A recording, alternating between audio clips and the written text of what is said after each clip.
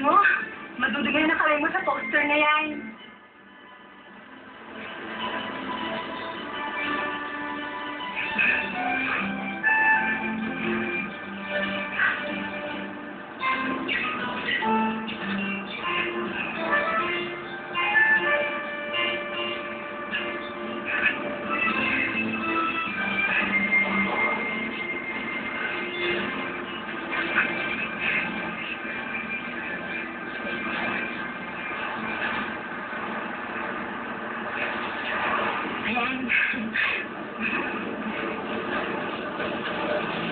Talagang maganda siya, di ba? Para siyang Diyos ang bumaba mula sa langit. Diyos, ah. Hindi na mukhang maganda sa kanya. Ang alam ko kasi, minodolate niya yung kinikita ng society galing sa modeling. Kamakailan lang, pumasa siya sa bar exam sa France.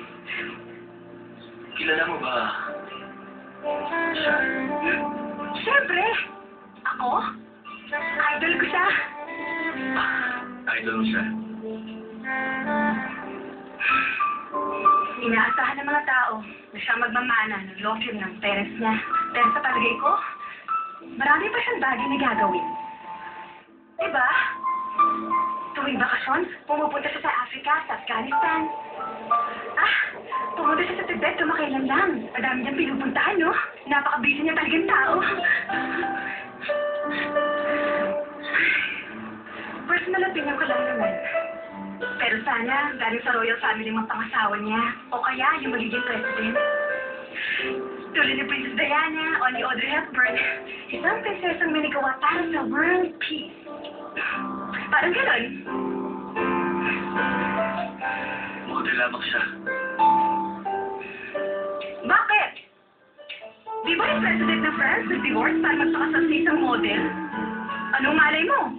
Yung susunod na president ng France o prince ng Europe ang may love sa kanya. Mag-propose at pakasalan siya. Alam mo, sa tingin ko naman hindi yung malayong mangyari. Ano sa palagay mo?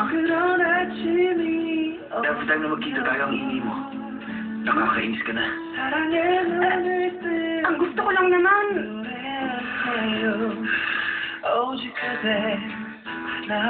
Ano bang nalalaman mo? For you